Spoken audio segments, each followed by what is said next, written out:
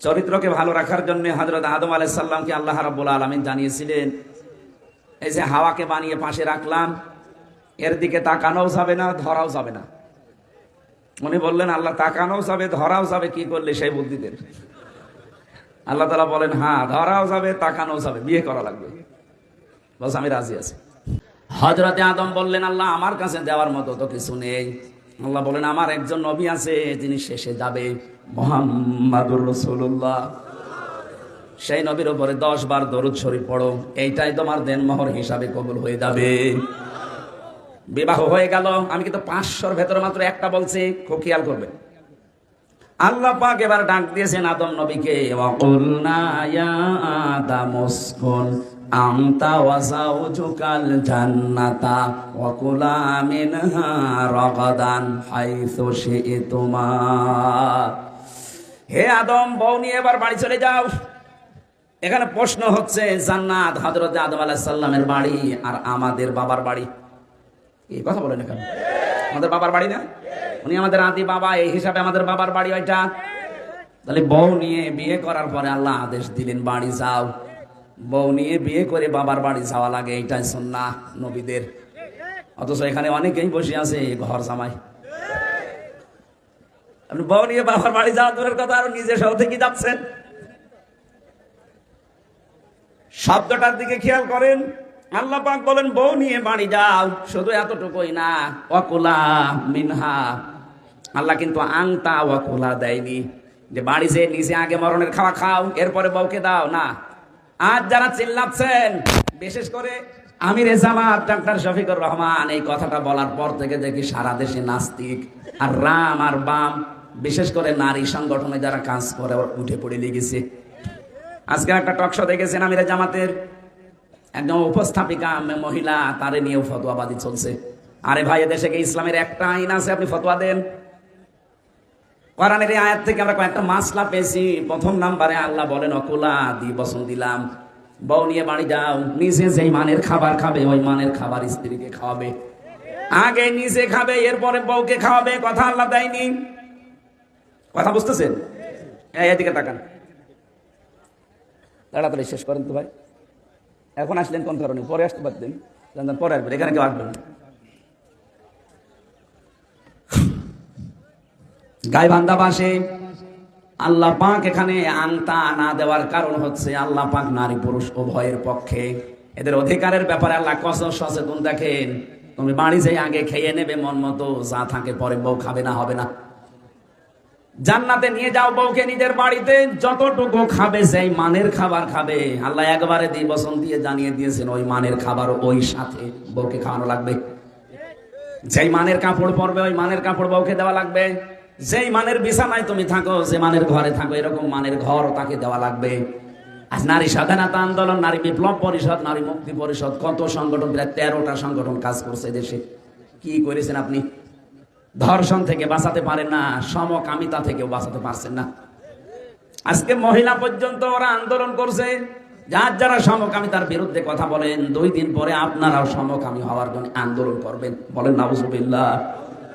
বন্যা মির্জা নামে এক মহিলা এই ঘোষণা কালকে দিয়েছে। আমরা এখান থেকে জানাতে, এটা রেকর্ড হচ্ছে, সারা দেশে চলছে, এটাতে লাইভ চলছে, সারা পৃথিবী জানছে। সবাইকে জানাতে চাই, আমরা মুসলিম, আপনার মতো অন্তর আমাদের পয়সে যায়নি যে আমরা সমকামী হয়ে যাব। কথা বলেন। যদিও কার ইশারায় কোন ফাঁকে কিভাবে কি হয়ে গেল আমরা জানি না। এই ফারুকের মতো মানুষকে উপদেষ্টা বানানো 96% মুসলমানের দেশে ঠিক হয়, কারণ এটা হিন্দুর চাইতেও খারাপ। এটা হিন্দু মানুষকে দিতেন। এই লোকটা সমকামী, প্রমোট করে সমকামিতাকে। নিজের এত সুন্দর স্ত্রীকে টাকা কামাতে লাগিয়েছে, বাকিটা না নাই বললাম। চলচ্চিত্রে যারা কাজ করে, বলেন তো ওদের দেহ দেখানো ছাড়া আর কি আছে? আগেকার সিনেমা, নোবেল, নাটক, থিয়েটারে একটা শিক্ষা দিত। এখন কোন শিক্ষা নেই এগুলোই। আগে শুরু হয় ধর্ষণ দিয়ে, শেষ হয় ধর্ষণ দিয়ে। বাস্তবতা আপনি কোথায় নিয়ে গিয়েছেন? নিজের বউকে দিয়ে যারা নিজের বউর দেহ, শরীর, বিভিন্ন জিনিস মানুষকে দেখিয়ে টাকা ইনকাম করে, এর চিন্তা ভাবনা, চরিত্র আর কত ভালো হতে পারে? তারে দিয়েছেন এই জায়গায়। আমরা চাই এখান থেকে তাড়াতাড়ি ওরে বিদায় দেন। সারা দেশের মানুষের একই কথা, যে একে রাখা যাবে না। আপনি দরকার একটা শয়তানকে রাখেন, তাও তাকে অন্তত কোরআন হাদিস পড়িয়ে বস বানানো যাবে। আর কোরআনের পুরো বিরুদ্ধে, সমকামিতা এই শব্দটা কোরআনের বিরুদ্ধে না? সূরা নিসার ভেতরে আছে। ওরা আল্লাহর সিস্টেমকে পাল্টিয়ে ফেলতে চায়। আল্লাহ বলেন যুজ্জিনা লিন-নাসি হুব্বুশ শাহাওয়াতি মিনান নিসা, আমি পৃথিবীর প্রতিটি মানুষের ভেতরে মহব্বত পয়দা করে দিয়েছি, আকর্ষণ তৈরি করে দিয়েছি মেয়েদের প্রতি। আর ওরা মেয়েদের বাদ দিয়ে পুরুষে পুরুষে বিয়ে করবে। বলেন নাউযুবিল্লাহ। আদ জাতিকে যেভাবে ধ্বংস করেছিল আল্লাহ, ডেড সি বানিয়ে দিয়েছে। এই কি জর্দানে একটা সাগরই মৃত সাগর হয়ে গেছে এই গোনাটা করার কারণে। বাংলাদেশকে আজ অনেকে গজব প্রাপ্ত রাষ্ট্র বানাতে উঠে পড়ে লেগেছে গোপনে। এই ষড়যন্ত্র সফল হতে দেওয়া হবে না ইনশাআল্লাহ। হ্যাঁ, ঠিক আছে। আমার ভাইরা, হযরতে আদম নবীকে আল্লাহ ডাক দিয়ে বলেছিলেন যা খাবে স্ত্রীকে খাওয়াবে, যেখানে ইচ্ছা সেখানে যাবে। তার মানে বউ নিয়ে শুধু ঘরের পরিবেশে থাকা এটা ইসলাম না। আপনি ঘোরাফেরা করতে পারবেন। রাগাদান হাইসু শি'তুমা, যেখানে ইচ্ছা যাবেন, যা ইচ্ছা খাবেন, যা ইচ্ছা দেখবেন। আমিরে জামাত ডাক্তার শফিকুর রহমান এই শব্দটাকে ব্যাখ্যা করে তিনি বলেছিলেন, যদি দেশে সত্যি আল্লাহ ইসলামের হাতে তুলে দেয়, সবচাইতে বেশি নিরাপদে অধিকার ভোগ করবে মেয়েরা। আমরা কোরআনের আয়াত বিশ্বাস করি না ওনার মতো? কথা বলেন না কেন? আমরাও চাই দেশে আল্লাহর কোরআনের বিধান যদি চলে আসে, সবচাইতে বেশি নিরাপদে থাকবে মেয়েরা। ওয়ালা তাকরাবা হাদিহিশ শাজারা, এই গাছের কাছে যাবে না। এই গাছ মানে পেঁপে গাছ? হ্যাঁ না, আমরা অনেকে মনে করি গন্ধম গাছ। শুধু না, কিসের গন্ধম গাছ? শুধু যদি গন্ধম উদ্দেশ্য হবে তাহলে কোরআনে আয়াত নাযিল করে ১৫০০ বছর পরে আমাদের কাছে জানাবে কেন? এটার দ্বারা আল্লাহর নির্ধারিত বর্ডার গুলো আল্লাহ বুঝিয়েছেন। ৫০০ বর্ডার আছে আল্লাহ। কত বলেন বলেন? বাংলাদেশের চারিদিকে বর্ডার আছে না নেই? যে কোনো বর্ডার দিয়ে যদি আপনি প্রতিবেশী রাষ্ট্রে যেতে চান, অবশ্যই আপনাকে বৈধ পাসপোর্ট এবং সিল লাগবে, ওখানে ভিসা লাগানো লাগবে।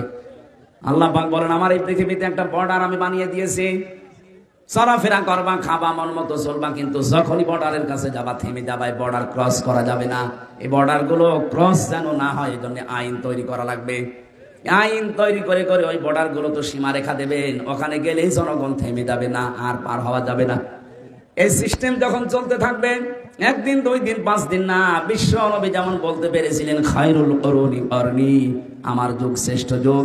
খায়রুন নাসি মাইয়ানফাউন নাস, বিশ্ব নবী জানিয়েছেন পৃথিবীতে ওই লোকটাই আল্লাহর কাছে সবচাইতে বড় উত্তম, যার দ্বারা মানুষের উপকার হবে। সেই রকম মানুষগুলো আমরা তৈরি করতে চাচ্ছি। আর এগুলো তৈরি করতে খুব বেশি সময় লাগার কথা নাই। ১৬২৮ জন মানুষ যদি পরিবর্তন হয়ে যায়, এই পুরা বাংলাদেশ একটা মিনি জান্নাত হয়ে যাবে। আল্লাহ সেইটা যেন আমাদের চর্ম চোখে দেখার পরে মরণ দেন। বলেন আমিন। দরুদ আর সালাম পড়ছি আমাদের নবী মুহাম্মদ রাসূলুল্লাহ সাল্লাল্লাহু আলাইহি ওয়াসাল্লামের প্রতি। একটা গুরুত্বপূর্ণ তথ্য সবাইকে জানাচ্ছি। সূরা আলে ইমরান, এটার আয়াত নাম্বার ৮১, ৭১ নম্বর আয়াত। আল্লাহ রাব্বুল আলামিন বলেন, ওয়াইদ আখাযাল্লাহু মিসাকান নাবিয়্যিনা লামা আতাইতুকুম মিন কিতাবিন ওয়া হিকমাতিন সুম্মা জাআকুম রাসূলুম মুসাদ্দিকুল লিমা মা'আকুম লা তু'মিনুন্না বিহি ওয়া লা তানসুরুন্না। আমি প্রত্যেকদিন নবীর কাছ থেকে এই অঙ্গীকার নিয়েছিলাম। ও গাইবান্ধাবাসী, খুব খেয়াল করে শুনবেন, কান লাগিয়ে। আপনার এই আয়াতি হেদায়েত পাওয়ার জন্য যথেষ্ট। প্রতিটি নবীর কাছে আমি এই অঙ্গীকার নিয়েছিলাম, যখন তাদের কাছে কিতাব আর হিকমত এসেছিল, এই কিতাব আর হিকমতের দ্বারা, যে তোমাদেরকে আমি কিতাব দিয়েছি, হিকমত দিয়েছি। হিকমত মানে বিশেষ জ্ঞান তোমাদেরকে আমি কাউকে কাউকে দিলাম। তোমাদের পরবর্তীতে একজন আসতেছে, ওই নবী এসে তোমাদের কিতাব এবং হিকমতের সত্যতা প্রমাণ করবে। যখন তিনি এসে যাবে তোমাদের কাছে, লা তু'মিনুন্না বিহি ওয়া লা তানসুরুন্না, তাকে তোমরা বিশ্বাস করবা, ঈমান আনবা তার প্রতি এবং তাকে সাহায্য করবা। আমার প্রশ্ন হচ্ছে, যার কথা এই আয়াত দ্বারা প্রমাণ পাওয়া যায়, তিনি হচ্ছেন আমাদের নবী মুহাম্মদুর রাসূলুল্লাহ। কথা বলা লাগবে। এই নবীর কথা আল্লাহ আয়াতের ভেতরে ইঙ্গিত দিচ্ছেন, সুম্মা জাআকুম রাসূল, এই 1 বছর দিয়েছে। তোমাদের কাছে আসবে একজন রাসূল, মুসাদ্দিকুল লিমা মা'আকুম, তোমাদের সাথে যা আছে তার সত্যতা প্রমাণ করে দেবেন তিনি। তিনি বলবেন হ্যাঁ তাওরাত সত্য, জাবর সত্য, ইনজিল সত্য, 100টা সহিফা সত্য। এই কথা তিনি বলবেন, তিনি বলেছিলেন না, বলেন না? বলেছেন, কিন্তু জানিয়েছেন যে তাদের উম্মতেরা তাদের নিজেদের স্বার্থে তাদের কিতাবগুলো উলট পালট করে ফেলেছে, পরিবর্তন করেছে, কিন্তু কিতাবগুলো আল্লাহর। কিতাব কার?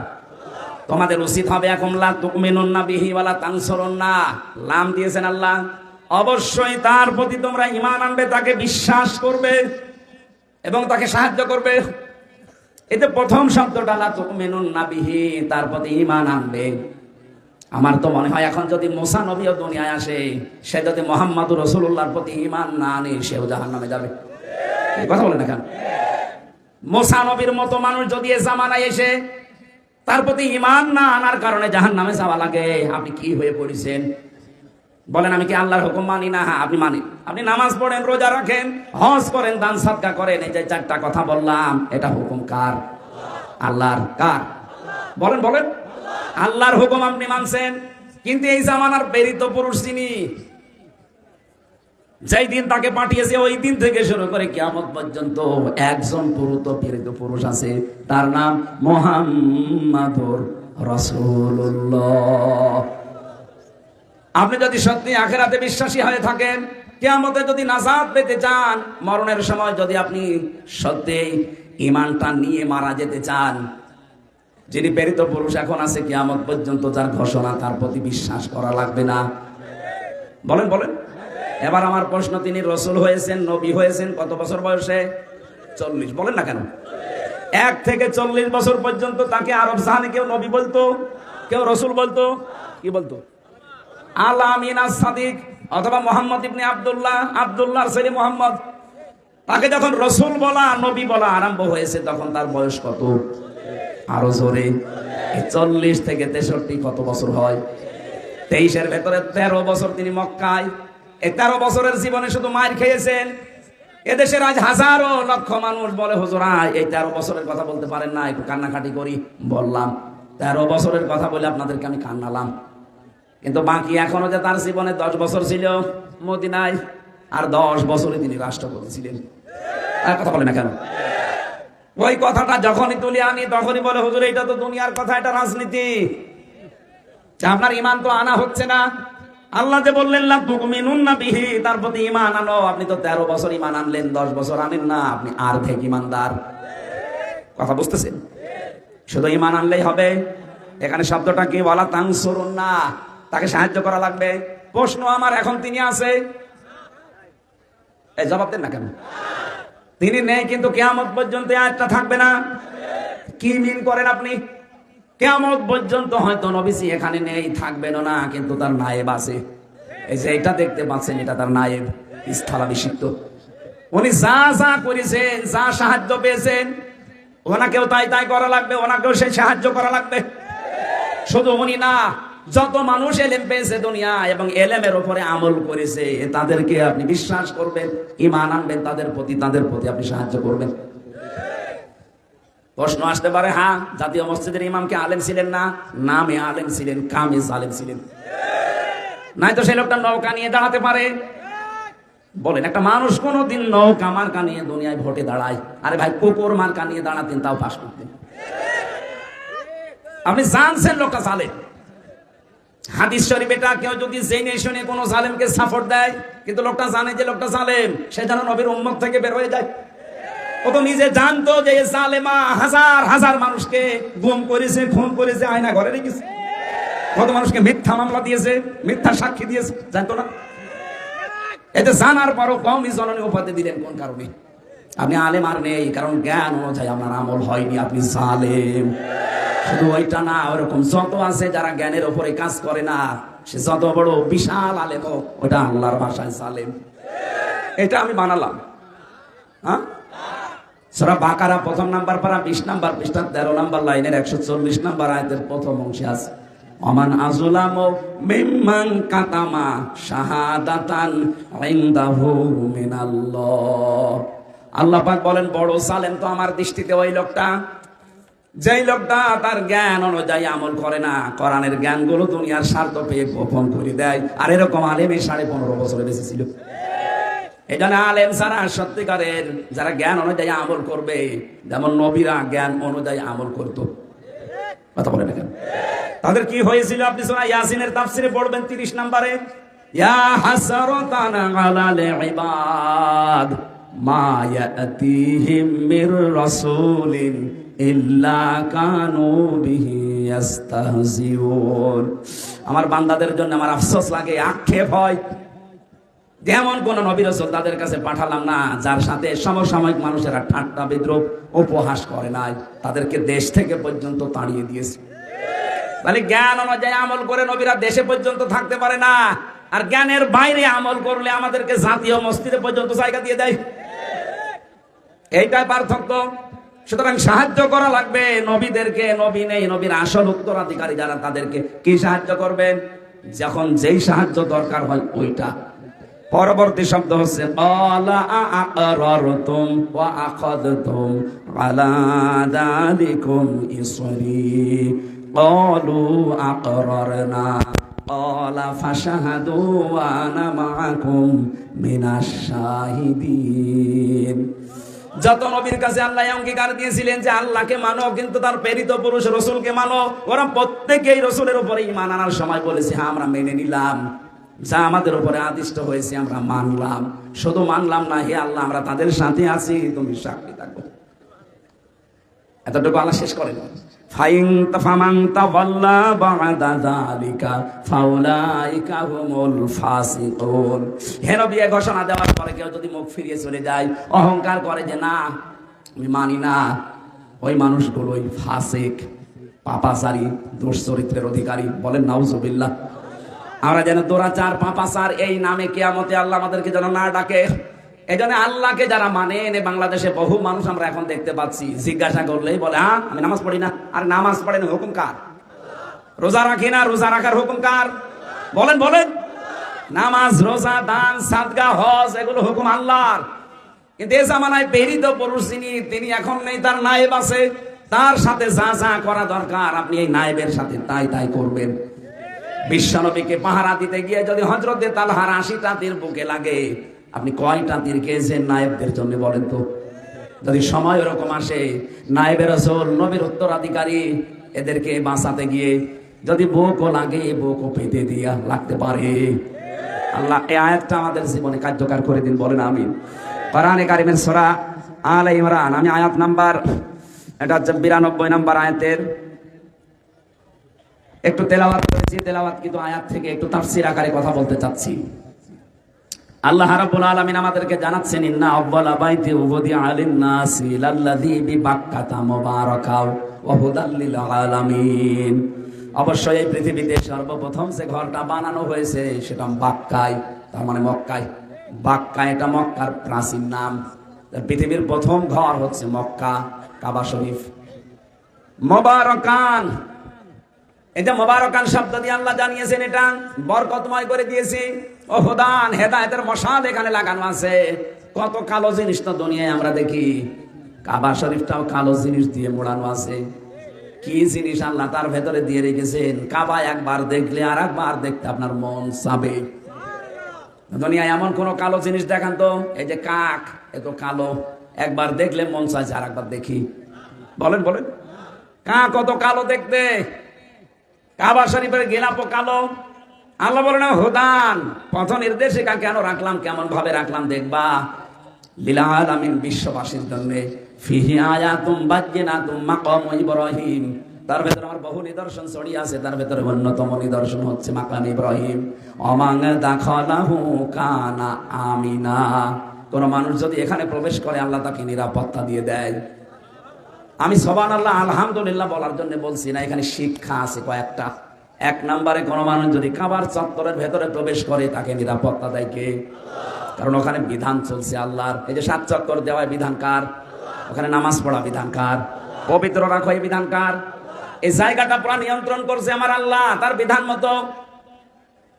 বিভিন্ন আয়াতে আল্লাহ এই তথ্যগুলো তুলে ধরেছেন। এই কারণে এখানে গেলে আমার আল্লাহ, এখানে মুবারাকান আছে, হুদান আছে, মানুষদেরকে নিরাপত্তার চাদরে ঢেকে রেখেছেন। এই বাংলাদেশের ৫৬,০০০ বর্গ মাইল তো আর কাবা শরীফ না। কি এটা কাবা শরীফ না? ৬,০০০ মাইল দূরে এটা। কাবা শরীফ থেকে বাংলাদেশের এই পলাশবাড়ির দূরত্ব ৬,০০০ মাইল। এত দূরে আপনি নিরাপত্তা পাবেন কি করে? আল্লাহ পাক বলেন, হ্যাঁ আমি একটা বুদ্ধি তোমাদের দেই, আমার এই ঘোষণাটা যদি মেনে নিতে পারো, কাবাকে যবে নিরাপদ করে দিয়েছি, নিরাপত্তার চাদরে ঢেকে রেখেছি, তোমাদের বাংলাদেশ না তাম পৃথিবী আমি আল্লাহ নিরাপত্তার চাদরে ঢেকে দেব। এখন আমরা আমাদের এই ৫৬,০০০ বর্গ মাইলের বাংলাদেশকে কাবার মতো নিরাপদ বানাতে চাই না? বলেন বলেন। চাচা এরশাদ তো বলেছিল, ঘরে থাকলে ঘুম, বাইরে থাকলে ঘুম। আমরা এইটা চাই না। আমরা এমন একটা চত্বর বানাতে চাই বাংলাদেশকে, যেখানে কাবা শরীফের মতো আমরা নিরাপদ, স্বস্তি, শান্তি নিয়ে চলাফেরা করতে পারি। এবার আসেন এই আয়াতের ব্যাখ্যায় আল্লাহ নিজে জানাচ্ছেন, সূরা আনআম ৮২ নম্বর আয়াত, আল্লাযীনা আমানু ওয়া লাম ইয়ালবিসু ঈমানাহুম বিযুলমিন উলাইকা লাহুমুল আমনু ওয়া হুম মুহতাদুন। রব্বুল আলামিন বলেন, যারা ঈমান আনে আর ঈমানের সাথে যদি শিরিক মিশ্রণ না করে, এখানে জুলুম মানে শিরিক, যারা তাদের ঈমানের সাথে বিজুলমিন মানে বিশিরকিন, শিরিককে মিশ্রণ করবে না, উলাইকা লাহুমুল আমনু, এই মানুষগুলো আমি আল্লাহর পক্ষ থেকে নিরাপত্তার হকদার। তাহলে আমরা নিরাপত্তা যদি চাই, দেশে শিরিক মুক্ত বাংলাদেশ গঠন করা লাগবে। আমাদের আর চিন্তায় চেতনায় শিরিক, আমাদের কাজে কর্মে শিরিক, বিশ্বাসের শিরিক, আমাদের কর্মজীবনেও শিরিক। এখানে শিরিক থেকে পবিত্র হয়ে যে মানুষগুলো মরণের বিছানায় আছাড় দিয়ে পড়বে, আল্লাহ সুসংবাদ দিয়েছেন তাদের জন্য, খুব ভালো করে শুনবেন। আল্লাযীনা তাতাওয়াফাহুমুল মালাইকাতু তাইয়্যিবিনা ইয়াকুলুনা সালামুন আলাইকুম উদখুলুল জান্নাতা বিমা কুনতুম তা'মালুন। সূরা নাহাল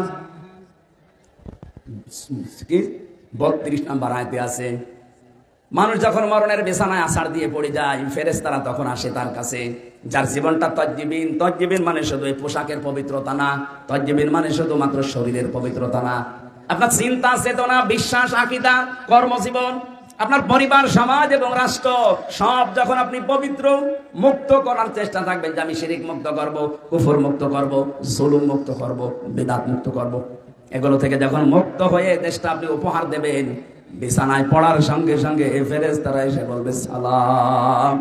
ও বান্দা, তোমার পবিত্র করার জন্য, তোমার দেহ, শরীর, তোমার কর্মজীবন, তোমার অর্থ সম্পদ, সব কিছুকে পবিত্র করার জন্য বহু চেষ্টা তুমি করেছো। এই চেষ্টার ফল আজকে এই সালাম, শান্তি তোমার উপরে। উদখুলুল জান্নাহ, প্রবেশ করো ওই জান্নাতে, বিমা কুনতুম তা'মালুন, যে কাজগুলো করেছিলে তার বিনিময়ে। জোরে বলেন সুবহানাল্লাহ। এরকম একটা মরণ আমরা কামনা করি, বলেন বলেন। এটা করতে হলে এই দেশকে শিরিক মুক্ত করা লাগবে। শিরিক কি? আল্লাহ যেটা পারে ওইটা অন্য কেউ পারে, এই বিশ্বাস করার নাম শিরিক। কথা বলে না কেন? সন্তান দিতে পারে কে? অন্য কেউ পারে, বিশ্বাস করার নাম শিরিক। যারা করে সে মুশরিক। কথা বলে না কেন? আল্লাহ পাক এই জামানে এই দুনিয়া বানিয়েছেন, আলা লাহুল খালক ওয়াল আমরু, বানিয়েছে আমি, হুকুম চলবে আল্লাহর। সুতরাং আল্লাহর বানানো জমিনে অন্য কারো হুকুম চলা মানে শিরিক। আমরা তো এই শিরিক থেকেই মুক্ত হতে চাই। বলেন, 53 বছরে এইটাই করতে যাচ্ছি, যে আল্লাহ বানিয়েছে তার আইন দিয়ে এখানে চলবে, নাকি তার আইন অকার্যকর, অচল, পুরাতন, চলে না।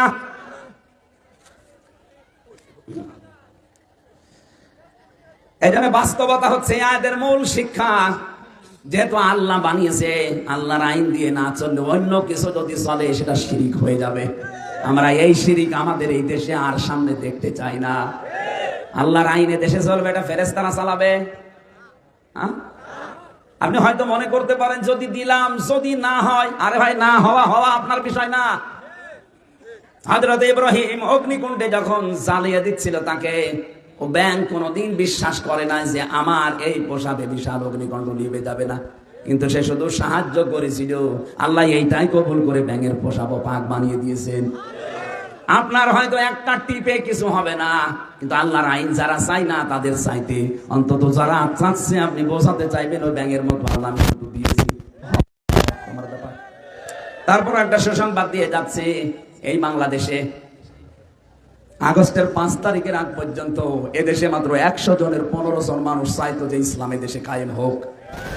কিন্তু আগস্টের 5 তারিখের পরে আমি 17 দিনের একটা হিসাব পেয়েছিলাম। তার মানে আগস্ট মাসের 31 তারিখে আপনি ধরেন এই 31 তারিখ পর্যন্ত যে জরিপ বাংলাদেশে ছিল, 100 জনের প্রায় 58 জন মানুষ তখন চাইতো এদেশে ইসলাম কায়েম হোক। এখন আপনি ভ্যান চালক 10টা জিজ্ঞাসা করবেন, এর 10টার ভেতরে 8টাই বলবে আমরা এদেশে ইসলাম চাই। এটা সুযোগ আল্লাহ তৈরি করে দিয়েছে, এটা যদি একবার হাতছাড়া করে ফেলেন 50 বছরের সুযোগ আর আসবে না। আমরা এই সুযোগটা কাজে লাগাতে চাই না? বলেন। খাবার মতো আমরা এই বাংলাদেশটাকেও নিরাপত্তার চাদরে ঢেকতে চাই। আর নিরাপত্তা দিতে পারে যিনি সালাম। সালামকে সালাম মানে শান্তি, সালাম মানে উনি শান্তি দিতে পারবে না? উনি পারবে, কিন্তু ওনার বিধান লাগবে। আল্লাহর বিধান ছাড়া যে সম্ভব না, এটার প্রমাণ আমি নিজে। আপনি দেখলেন না 3 বছর খালি হাত বাঁধা ছিল বলে পারে নাই, একটু হাত ছেড়ে গেছে, উনি আমার রায় দিচ্ছে যে আপনি খালাস। তাহলে হাত যদি আপনার আইন দিয়ে এখন খুলে দেওয়া যায়, এই দেশে কত কিছু বের হবে আপনি বুঝতে পারছেন? কেউ আর বিনা কারণে, এই যে ভূমি মন্ত্রীর দায়িত্ব দিয়েছিল একজনকে, এই লোকটা 620টা বাড়ি বানিয়েছে পৃথিবীতে। ওর বাড়ি কয়টা লাগবে? আমি একটা বাড়ি বানিয়েছি আমার বাবার বাড়িটা, তাই আমার মনে হচ্ছে বেশি হয়ে গেল। আর শয়তানের 620টা বাড়ি, ওর হায়াত মনে হচ্ছে 2000 বছর। ও তো আর কয়দিন পরে পটল তুলবে, কথা বলেন না কেন? তো এখন বয়স কমপক্ষে 55-60 বছর, আর বেশি দিন বাঁচলে আর 20 বছর নাই বাঁচবে। 620টা বাড়িতে 20 বছরের ভেতর আপনি থাকবেন কোন দিন?